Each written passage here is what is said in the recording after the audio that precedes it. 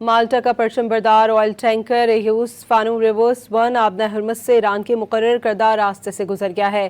یہ جہاز عراق کا خام تیل لے کر ویتنام کی طرف جا رہا ہے۔ اس سے پہلے خبر رساں ادارے رائٹرز نے رپورٹ کیا تھا کہ 3 آئل ٹینکرز آبنہ ہرمز سے گزرتے ہوئے اپنے ٹریکنگ سسٹمز بند کر چکے تھے۔ مالٹا کا پرچم بردار آئل ٹینکر ایہوس فانو ریورس 1 آبنہ ہرمز سے ایران کے مقرر کردہ راستے سے گزر گیا ہے۔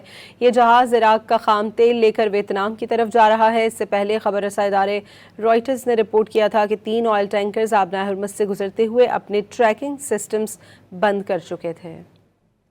مالٹا کا پرچم بردار آئل ٹینکر ایہوس فانو ریورس 1 آبنہ ہرمز سے ایران کے مقرر کردہ راستے سے گزر گیا ہے۔